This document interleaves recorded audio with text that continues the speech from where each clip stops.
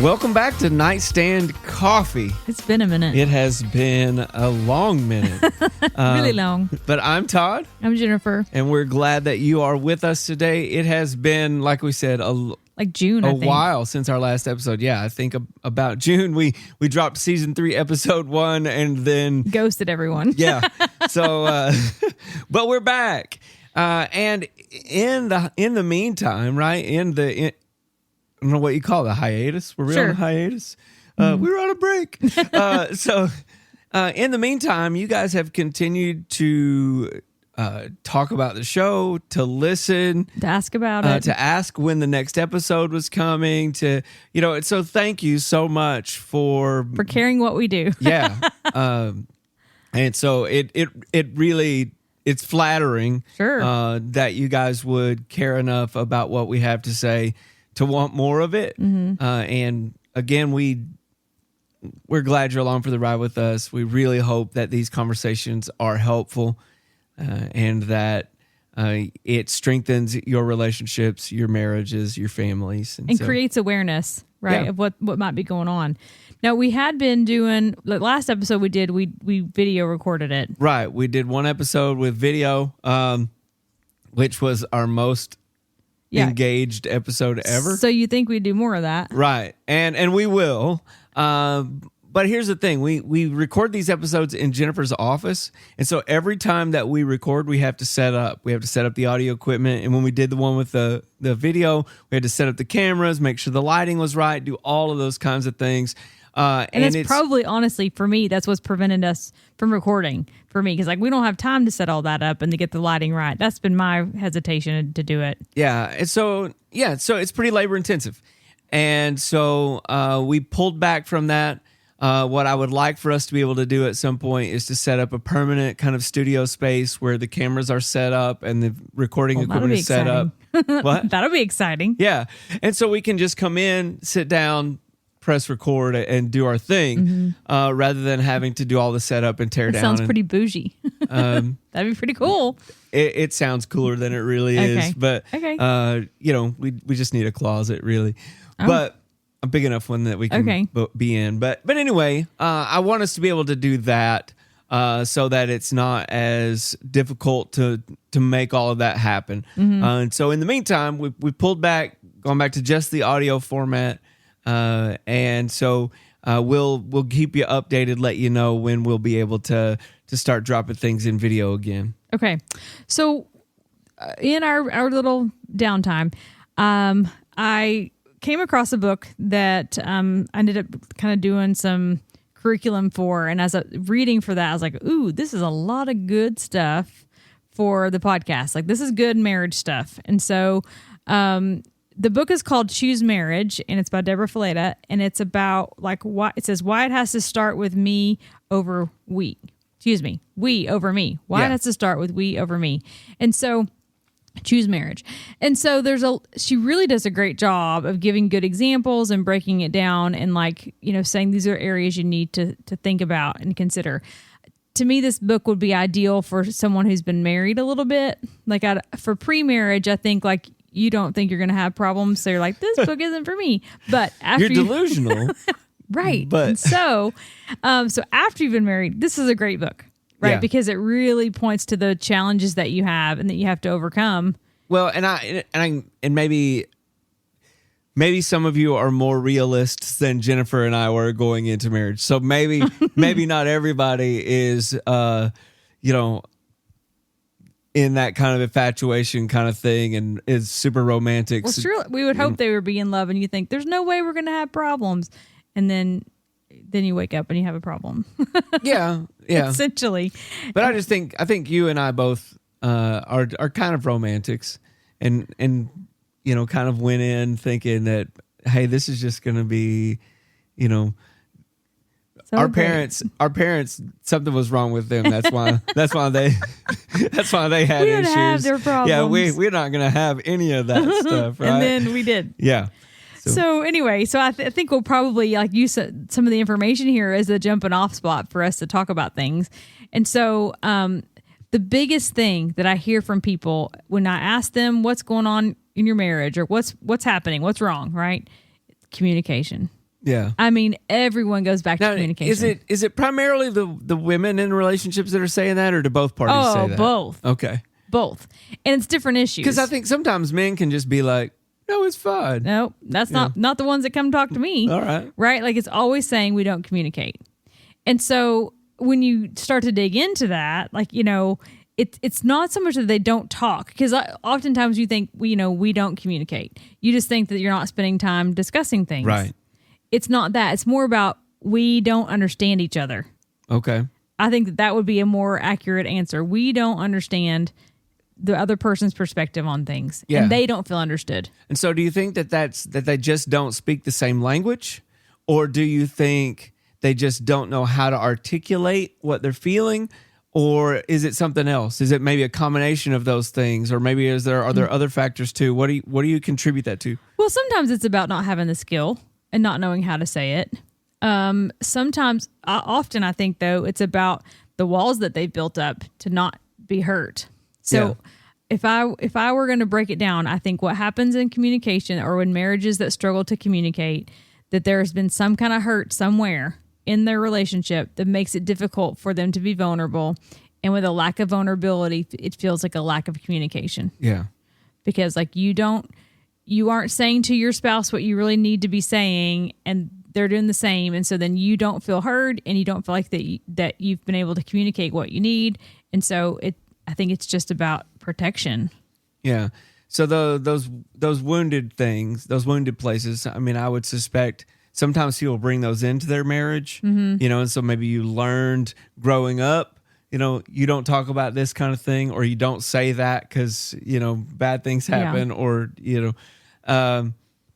so sometimes they brought it into the relationship, and sometimes maybe there's been instances in your marriage and in your relationship that have brought a wound. And so you just decided, okay, I'm not going to do that anymore. Right.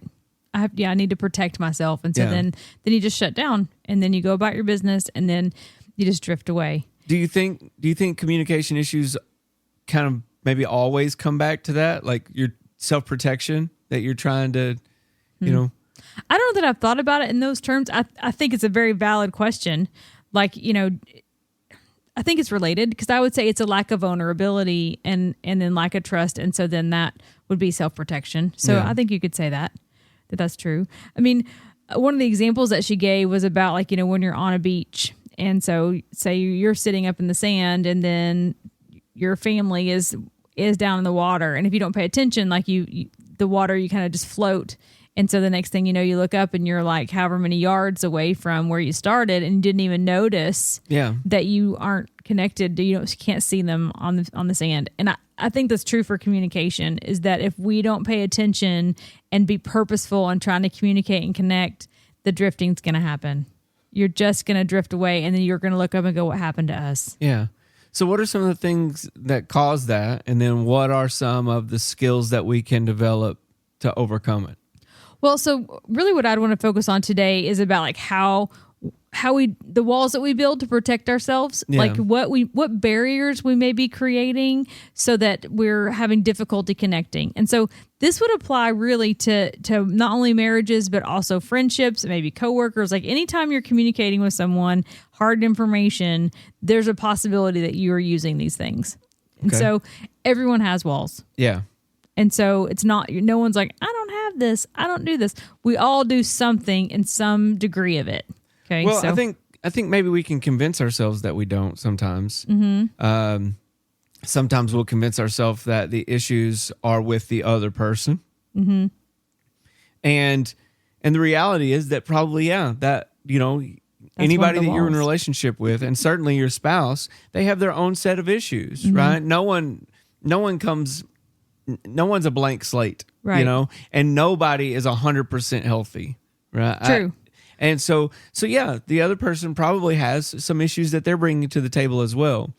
But when we focus on what the other person's issues are, rather than focusing on what my issues are, what can I do to help, alleviate this problem? What can I do to fix the situation? What is it about, So when we don't look inward, I think it can exacerbate the problem rather than bring about solutions or growth. Right. And so there's scripture that says, as far as it depends on you, live at peace with everyone. Yeah. And so I think your spouse is included in that, right? And so the way that you live at peace with everyone is to have self-awareness and to be aware of what's going on within you so that you can grow and change. Right. Denial's the worst thing you could be a part of. Like if you can't even own your stuff, you know, like you think that there's nothing wrong with you, that everyone else has a problem, which is one of the walls we'll get to and talk about.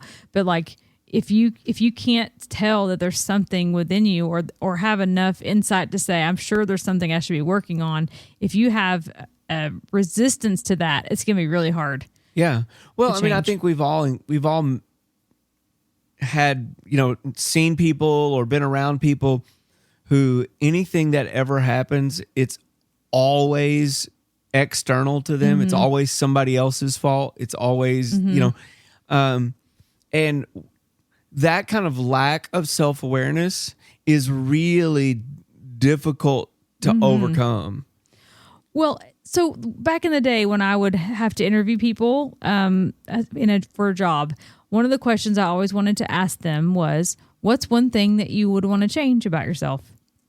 And not because I'm like wanting them to tell me what's broken about them or that it's jacked up or whatever, but because I wanted to know that they could consider that there was something within them that needed to shift.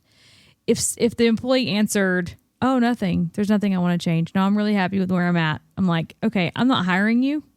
Because that means when I come to you and need to correct something or need to like address an issue, you're not going to be open to that. Yeah. You are not going to receive feedback in that way because you don't think there's anything about you that needs to be changed. And so either that or you're so afraid to share that you're so guarded. Yeah. But that would be the thing. Like you wouldn't be open to correction. Right. You know, and so it's like, I don't want to mess with that. I don't have time for that. Yeah. You know? I think I was just trying to point out that sometimes people don't say those kind of things because they don't think there's anything wrong with them, but because they don't want to share that there's anything wrong with them. They're afraid. They're right. You know. And so again, then they're not going to be open to corrective things. Right. And so it just makes it a very difficult situation. And so then I want to be around people that can say, "Yep, there's stuff in my life that doesn't look like Jesus or that needs to change." Yeah. And then like but I'm working on that and being aware of it. Yeah. And so it's just that's the way where we need to be. Okay, so I want to like walk through. I think there's about 9 walls that are discovered. I want to talk through what they are. Okay. And so then I would challenge our listener as you're listening to these things to see if any of them apply to you or which one applies to you. Yeah. Which one do you tend to go to protect yourself? Or maybe more than one. Oh yeah, for sure. Yeah. Yeah, you may be. I mean, most of us probably have more than one, but like to tune in to where it is that you're doing this thing. Right. So the first one is the wall of isolation. And so it's not so much that you like pull away because that would be a different wall, but it's more about when we're not willing to talk about it, that there's something wrong going on. Yeah. But we're not talking about it. So like we don't want to take the time to say what we're hurt about. Like you just go along about your business. Like there's nothing wrong. Like it's great. I hear about this a lot. Like maybe there's a fight that happens, and so then there's no apology, there's no reconnection after it happens. There's just the fight, there's just the problem, and then they'll say, well, and then they come in the room and they act like nothing's happened. Yeah. You know, and so usually if this is happening, one of the spouses or one of the partners is better at it than the other. And so, like, it's not a good thing, but like that they're more willing to just ignore it. And then the other person's bothered by that because, like, listen, we need to talk about this. Like, we can't just like sweep it under the rug. Yeah. So this would be, you know, having if the wall of isolation is putting it all away and just not even talking about it. If we use the sweep under the rug analogy, it's like your rug is going to get pretty darn bumpy. And then before you know it, you're going to be stepping your toe on that because like you can't step around all of the junk that's under your rug. Yeah. Like you need to be able to talk about what's going on. And so you may be setting up a wall of isolation where you're just not even acting like there's anything happening. Yeah. Well, or you might be isolating yourself from your spouse, but then sharing those feelings with somebody else, a friend, a family member, a coworker, whatever. And kind of venting to them or opening yourself up to them, but still isolating yourself from the spouse. And that can be a problem too. Right. Because like you're giving something of yourself to someone. You're giving something of yourself that you should be giving to your spouse to someone else, and that can create other issues. Yeah. Well, and then when you have an outlet for those things, you feel less of a need and less of a desire to share that thing with your spouse, and so then you're creating a distance in your relationship with your spouse and forming a bond somewhere else. And that doesn't always mean that it's sexual or inappropriate in that kind of way, but it does mean that the person that you should be giving your whole self to isn't getting all of you. Well, and there's a communication theory. It's the communicate, bond, belong theory, I believe. And it talks about how like you have just so much emotional energy or relational energy in a day. And so like once that's spent, like you don't spend it, you're out. And so then if that rings true, then that means you only have so much within you to share. And if you share it with the wrong person, then you're empty when you need to share it with the right person. Yeah. Right. Like you've got it all out of your system. And so then, but you've not shared it with the person that needs to be shared with. Right. So I think that's interesting to consider too. And the damage that could give. Well, and typically at least men have a lower threshold for that than women do. And so guys, if we're sharing our heart with somebody else on a regular basis, and we already have a lower threshold for that kind of social connection than women do, then we'll reach that limit before our wife does. And so it's really important, I think, for guys especially to guard that and to go, you know what, I'm going to intentionally not withhold from other people, but share myself with my spouse. Well, and maybe you find your spouse first. Yeah. Right? When there's something to share, you look for them so you can share it with them first, and they get the bulk of it. And then if there's anything left, then you can find someone else to talk to about it. And that could be a parent. Like maybe you're close to your dad as a man, and then you share with him. It could be you may have a best friend that you share it with. I mean, so sharing doesn't necessarily mean it's inappropriate sharing. Right. It's just you want to make sure that you're not wasting your spouse is primary. Yeah, that they get time of it too. Yeah. So then the next wall would be the wall of denial, which basically is that you deny that you have any responsibility for what happened. Yeah, so it's not denying that there's a problem. It's denying that you have any culpability or any responsibility in it. That it's the other person's fault. Completely the other person. Like if you hadn't done what you did, we wouldn't be fighting. Right. It's all of it is weighted on you and your behavior and your actions. And so this is pretty broken. Yeah. Right? Because this is like you don't see what you are doing to contribute to the issue.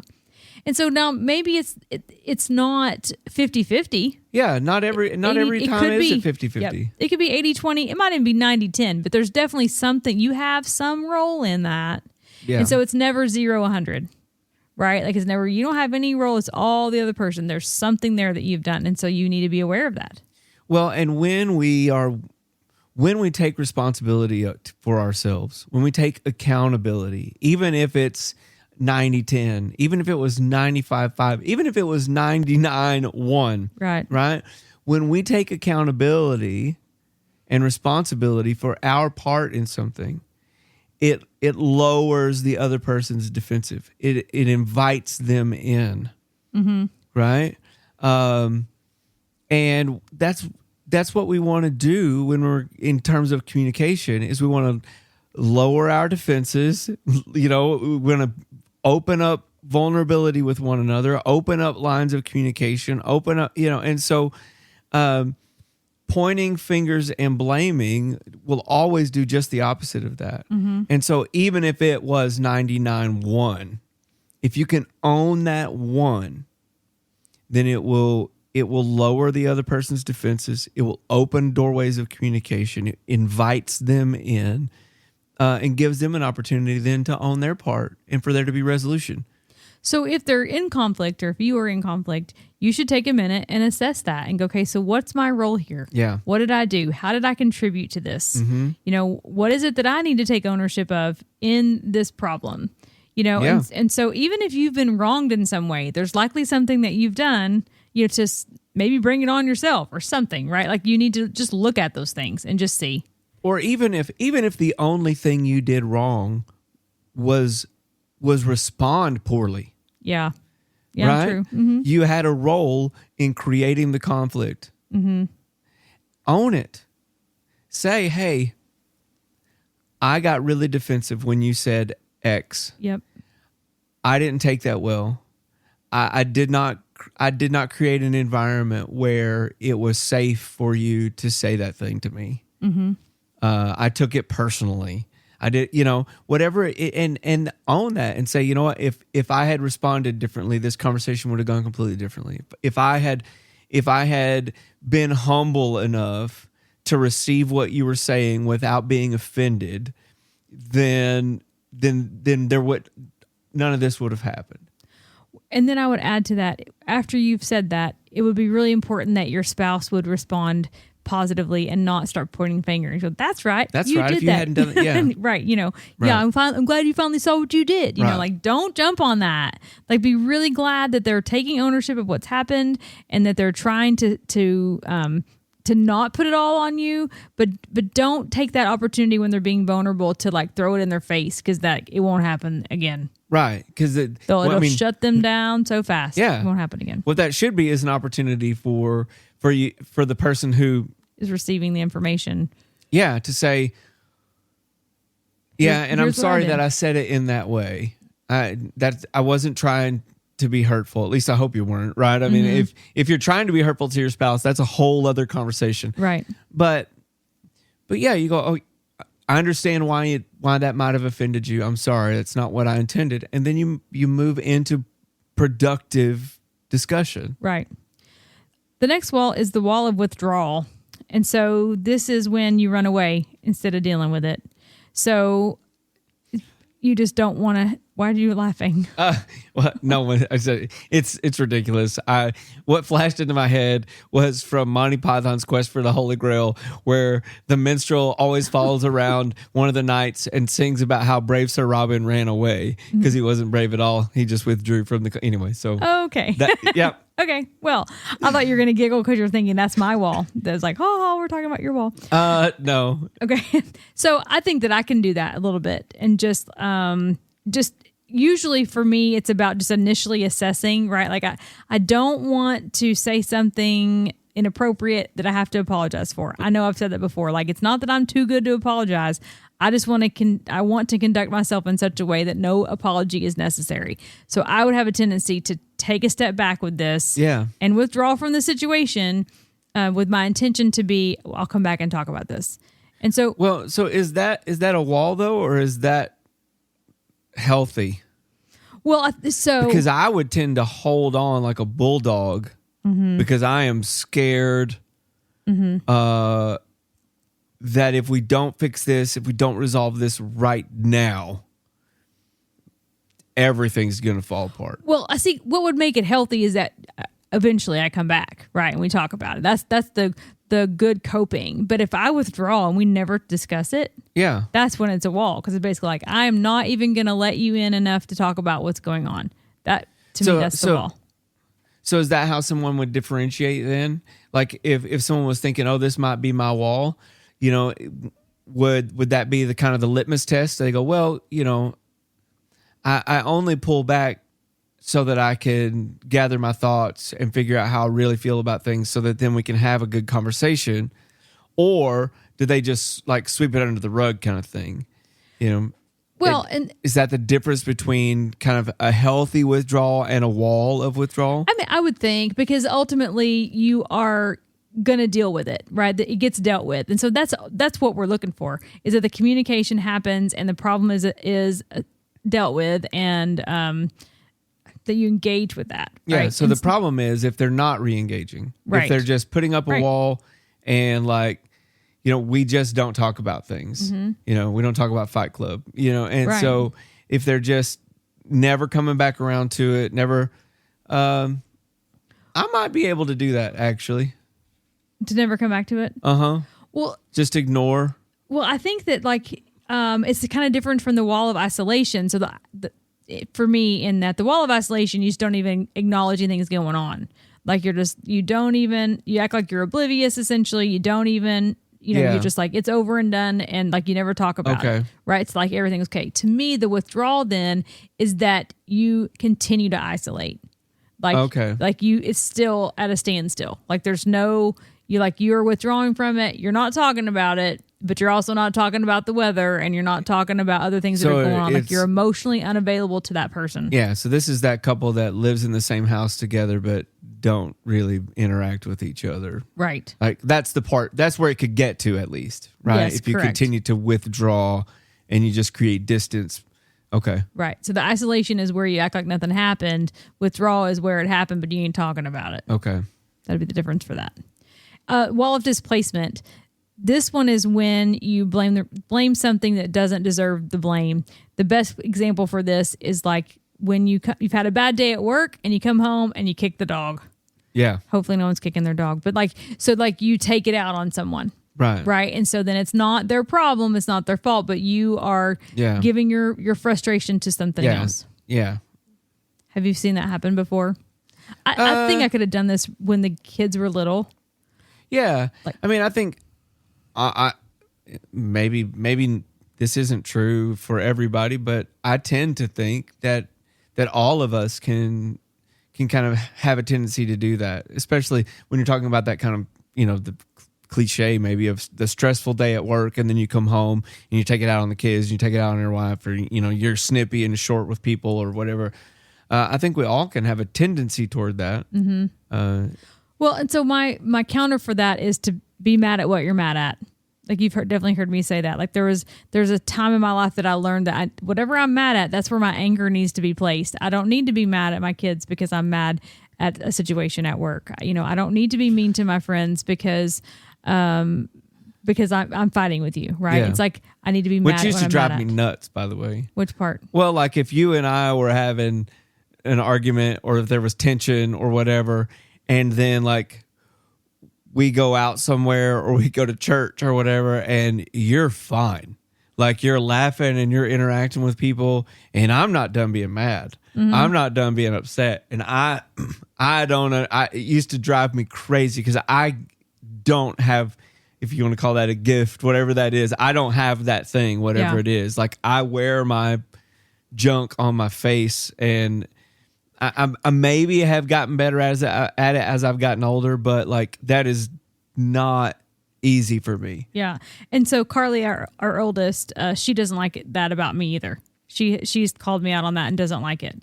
And it's like, well, she's like, how can you be mad at me, but then you're nice to them? Well, I'm not mad at them. I'm mad at you. So I'm going to be mad at you.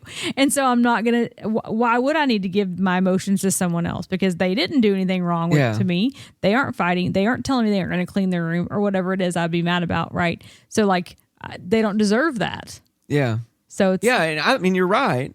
I think it's just, I don't know. That's more difficult for me. Not to not be mad or mean to the other person, mm-hmm. but just to like not allow the emotion that I'm having to impact your mood. Yeah. Well, and I will say when that happens, like I'm not so good that I wouldn't say, "Oh my word, Todd just made me so mad," right? And I would discuss it in some way, right? Yeah. Like I'm not. I guess I'm not that good, but they wouldn't feel like I was mad at them. Yeah. Right. I would be able to communicate it, and they would know that this frustration was for someone else, but I wouldn't be short and frustrated with them. Okay. But yeah. I probably shouldn't tell them that I'm mad at you, though. I should probably just deal with that. Well, not withdraw and go to. Would that be what was the one where you're getting your needs met somewhere else? What was the one we were talking about? There's not a wall for that. We didn't share a wall. We were just talking about it, where you're getting them met. We did talk about it, but that's not necessarily a wall. That's just a communication thing. Right? No, withdrawals. What was it? It's not denial either. Like it's not isolation. Okay, but isolation is when you're acting like nothing's wrong. It's okay. What you're talking about, we definitely are going to talk about on this podcast at some point, because I think that's an important thing. So then the next one is the wall of invalidation. And that is where like you don't say nice things to your spouse. Like all you do is point out how negative they are and how bad they are and what they're doing wrong. And you never say anything positive to them. Like that's a problem. And so you put up this wall basically by saying and pointing out their shortcomings and never ever like supporting them and saying positive things. Yeah. And that's hard to hear. It's hard. So why would somebody do that? They're mean. I think sometimes it's they feel like compliments are vulnerable. I think this falls in line with like parents that can't tell their kids they love them. Yeah. Right. Or they never hear that because it just feels too. It feels vulnerable. It feels like they just can't share those things. And I see it quite a bit actually, where the spouse can only point out the things that aren't going well. Right. They can't. And even when there's a change, they can't even acknowledge that there's been a change. Like they're so hyper focused on what's happening that's wrong that they just don't give it any credit. Yeah. Like an example I can think of is that, for the spouse, for the husband, it was really important to save money. And so his spouse wasn't as great at it, but she had worked hard and was starting to save money. And like, she felt really good about where she was at. Like she'd made some progress. And so when she talks to him and says, hey, I've been able to save X amount of money. He's like, well, you should probably save another 1,000, instead of going, oh, I'm so proud of you for making that change. And like, that's so good that I know that took a lot of self-discipline and a lot of saying no to yourself. It's more like, well, that's not enough. Right. Well, and we've talked before about the chore list kind of thing where, you got 10 things on the list and the spouse gets 7 of them done. And then you get home and you point out the 3 that they didn't rather than, Right. That's hard. And we do it all the time. All the time. We notice the things that didn't happen. And so if we can change our perspective on those things, then that makes it easier. There's not a wall, right? You're able to, probably one of the best things is when you have complimented me. Like I remember the things that you've complimented me on, like that you've said I've done well. Right. And I don't know that we've always been good at that with each other. I think it's probably in these later years that we've been better at it. Well, I've had to learn. Compliments do not come naturally for me. Mm-hmm. I don't know why that is necessarily. But I mean, I don't expect them for one thing. Uh-huh. Like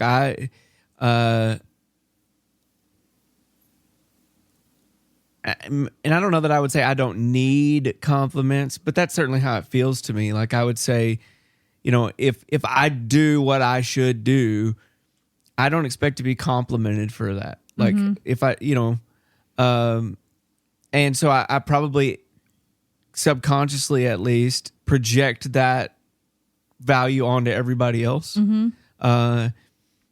And so I've had to learn to be more free with my compliments. And even still, like sometimes it feels like I have to like be very intentional about it. And I don't necessarily know why that is, but it's I've had to work at it. Well, so one of the compliments that I remember you giving me, and it was to Carly. So, she was a teenager, so it's not been too far off. But we were at an amusement park. And we were trying to figure out where to go. And you said, well, your mom has a really good sense of direction. And I remember going, really? That's what you think? What do you think about that? So, I have leaned on that a few times. Like, yeah, I got a good sense of direction. You know what I mean? Because like you were able to take a minute and say that, Yeah.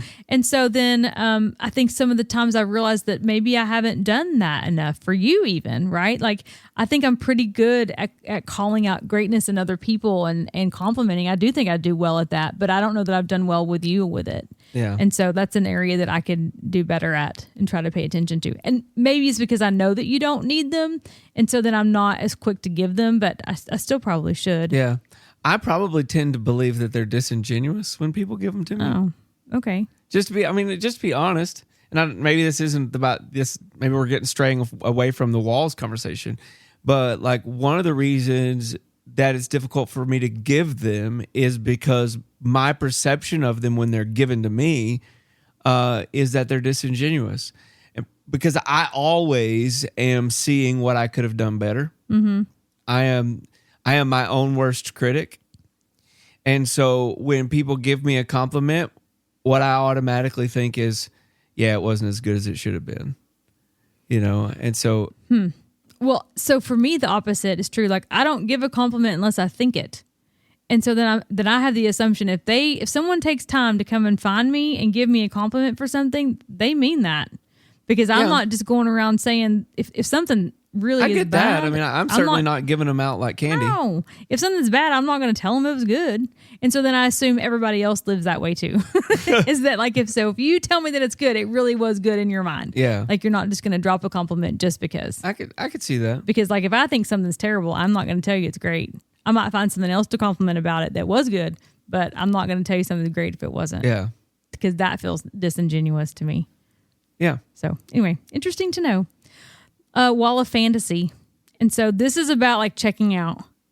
This is about binge watching TV. Yeah. This is like, it could be something like pornography, or could be video games. It could be like online shopping, like anything that kind of takes you away from the present.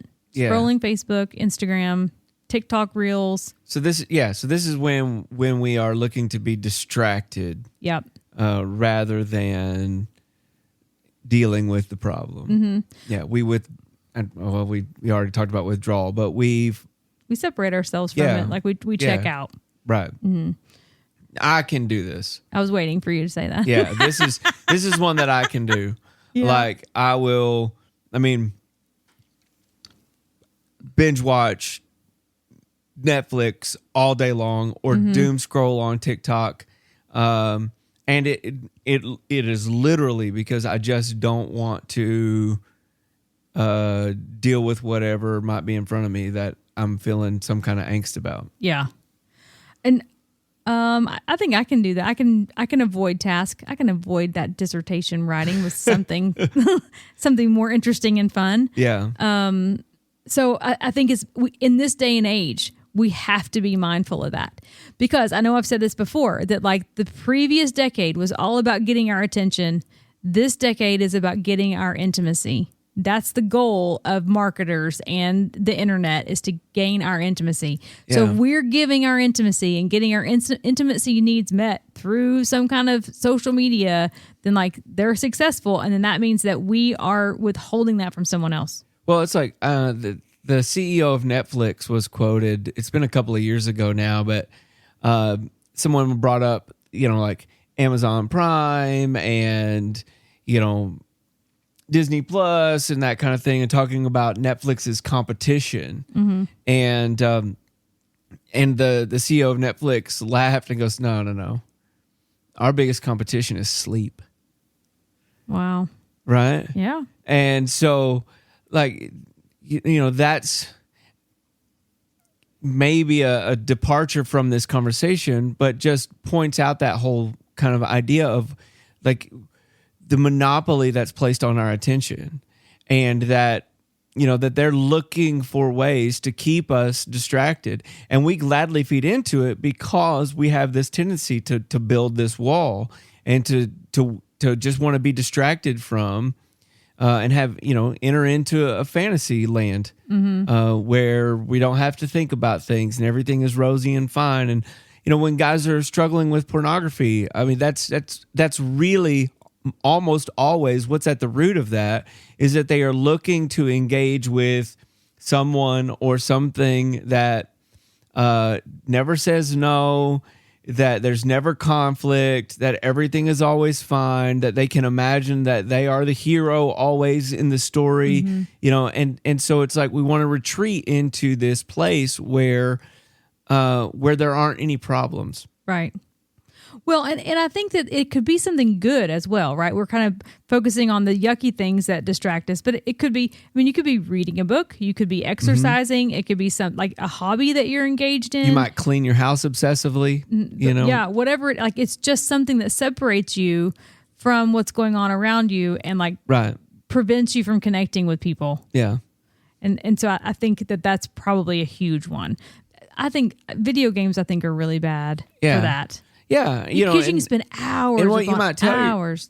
Yeah, doing video and that's games. the thing. And what you might tell yourself is, well, I'm going to my happy place so that I can, and similar to what we were talking about earlier, where you might withdraw so that you can gather your thoughts and engage in the conversation in a positive way, or you might just withdraw. Yeah, and then keep withdrawing and create distance. The same is true with this kind of thing. Our video games, every time you play is that a terrible thing? No. If you can have healthy boundaries and play video games for an hour and then get up and go engage with what you really need to be doing, certainly, when we're talking about like pornography or overspending or binging alcohol or, some of these things are just unhealthy, right? No matter what level you're engaging in them at, they're not good for you. Right.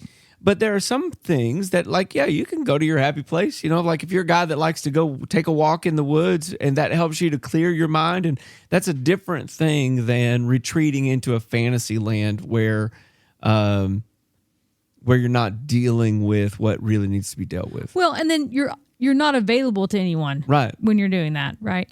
And so, like, I guess one of the things that I would challenge someone that's dealing with this is, when, like you said, put some limits. And maybe a way to do that is to set a timer. Yeah. That may sound silly, but like set a timer on your phone that your phone's right there with you, because set screen time limits on your phone. Well, but even like say, okay, I'm going to play this video game for an hour, and when the timer goes off, I'm going to get up, because like you can get lost in that. Yeah. To me, that's responsibility. Like some people might say, well, that's dumb. Like I'm not going to manage myself like my child. Like I only have a 1 hour a day limit. But maybe you need to. Yeah, that's real life, right? Like you don't, like you're grown up. You don't get to do whatever you want all the time. Like unless like you're independently wealthy and have no responsibilities. Well, there's a reason. I know you shouldn't, but I'm just saying. If these are things that are detrimental to relationships. Yeah, you shouldn't. Right. Right. Yeah. So like do what you got to do to make some accountability to yourself. Don't get mad at your spouse if they comment, hey, you've been doing that for a while. Yeah. Like listen, hear them out, right? And if you are commenting, make sure you're commenting appropriately. Right. All the things. You got to be nice. Next wall of passive aggression. I think we see this a lot, which is basically that your actions don't match your words. So the inability or unwillingness to say what you mean in a respectful way. Like that you're acting a certain way, or like, oh, I'm fine. It's fine. Yeah. But you're acting like, you're not acting like it's fine. You're slamming stuff. Yeah. Oh, I'm fine. It's a pretty common one, I think. And what do you think passive aggression looks like in a man? I don't know. Okay. I mean, I know that we can be passive aggressive, right? But I don't know that I could pinpoint exactly what it looks like. Well, while you're thinking, I mean, for me, it's a woman would be like basically saying that everything is fine, but yet acting snippy and rude. I mean, I think guys can do that too. They can. Yeah.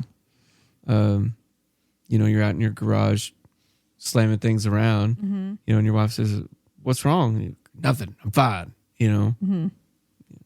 Well, so it's like instead of saying what's wrong, like you're acting inappropriate. Like you're just, you're letting them know something's wrong based with your actions, but you're not giving them your words. And so, I think that can be problematic. I think I guess this could be both genders, but you disappear, right? Like you aren't home, when you're expected to be home, and like you act like aren't concerned about what your spouse needs from you, or what the responsibilities around the house would be. I think it's just about you aren't talking about it, but your actions, you're being huffy. Yeah. I think for a man, it could be not doing the honey-do list. Just that's good. Taking your sweet time, getting to it when you're good and ready. But not saying, you're not communicating that. You're not going, I'll do that. I'll do that. Right. Yeah, I'll do it. And you're like, I ain't doing that. I got no intentions of doing that. Right. Yeah. Are you doing that? No. Good. I have a honey-do list though. I know. Okay, then if anything, lately it's just felt like I haven't had time to do the honey-do list. We've been really busy. Yeah, and for sure. Well, and some of our honey-dos are like car things. Like I need my brakes changed, and it's cold outside. We don't have a garage, and so who wants to lay on the freezing cold ground to do that? So, not this guy. No, I don't blame you, because your bones hurt when you get cold. Oh man, that's a different conversation. For sure. Yeah. The last one is the wall of rage. Yeah. Where you just get mad. Yeah. And so then people are afraid to bring things to you because you're going to just go off on them. Yeah. So everything looks like anger. Yeah. And so anger is a secondary emotion. And so I'm pretty sure I've talked about that on here before, which basically is that like anger is a socially acceptable emotion to convey, right? Like it's not that it's okay to be angry, but people get it. I'll give an example. Okay.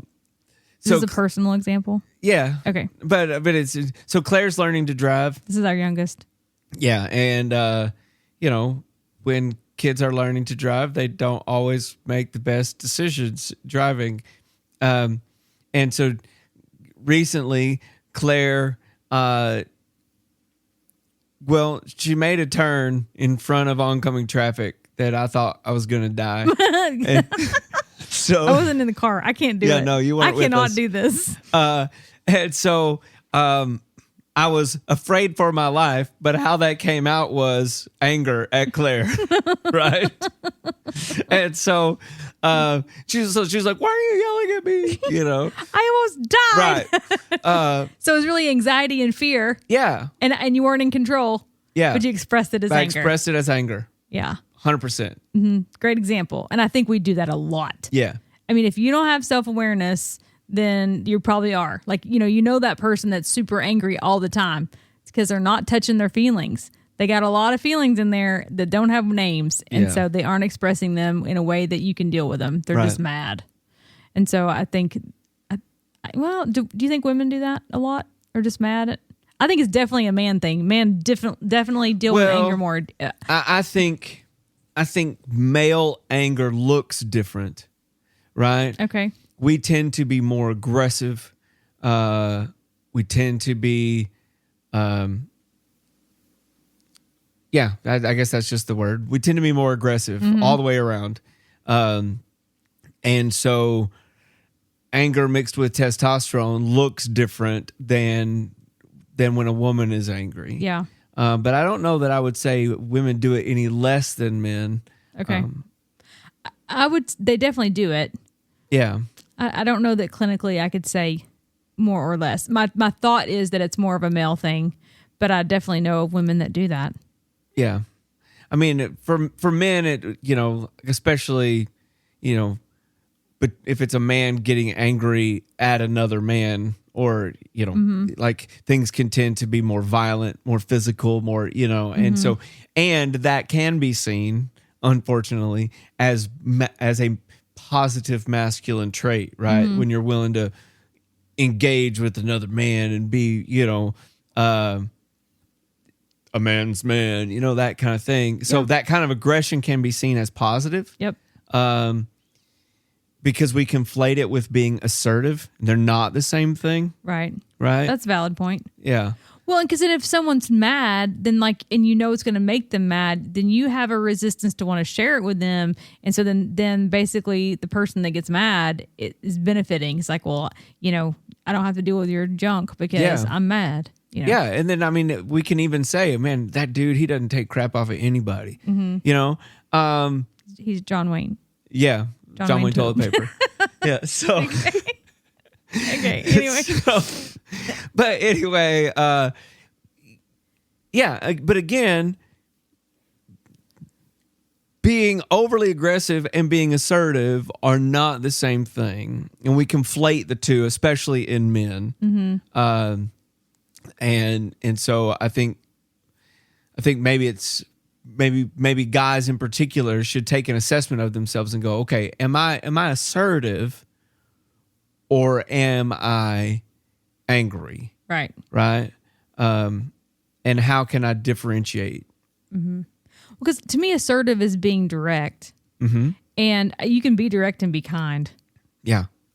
I mean, absolutely. You can do that. Yeah. And so anger. You have a knack for it. Thank you. Thank you for the compliment. You're welcome. And so I think that you can be angry and off-putting and people are scared of you. You can be assertive and communicate what you need and right. People aren't mad, they aren't hurt. Well, and I think the difference might be that one is an attempt to control and assert dominance, and the other is an actual attempt to resolve a problem. I could see that. Yeah. Well, it's not as threatening. Assertiveness doesn't have to be threatening. Right. It's just a communication. Yeah. anyway, so that's our walls. So I really would like for our listeners to spend some time thinking about these walls. Figure out what you're doing. Figure out what your default is. And like do some self-assessment. See if there's something that you need to do to change your communication in all of your relationships, either with your spouse, your kids, your coworkers, everybody that you know, your mailman, whatever, whoever it is. Like if you need to change your communication, like take stock, take inventory and see what you need to do to be different. Absolutely. You have any closing thoughts? Well, I would just say that like, this may be an overstatement, but I feel like 90% of the time that the marriage that you want is just one small tweak away. Like maybe there is a wall like this. Mm-hmm. And if you can figure out how to break that wall down, and maybe it's just a small change that you make, it can make a huge difference in your marriage. Right. And so take the time to do a self-assessment. Take the time to be vulnerable enough to ask your spouse, hey, do I do any of these things? Mm-hmm. Go out and buy the book. You know, it's worth taking the time to engage with it and read it. And so do that. And then if you didn't understand the John Wayne toilet paper reference, just Google it. It's worth it. You'll get a laugh. Is it worth it? Sure, I don't know it is. It's worth it. It's one of the greats. Okay. Yeah, it's one of the great dad jokes of all time. So. Okay. Okay, so we'll keep recording. We'll keep spinning some knowledge. I don't know. Sharing our thoughts. We still don't have a tagline. I didn't say wisdom. Just like we'll keep telling you what we think. Till next time. Nightstand coffee. See you guys.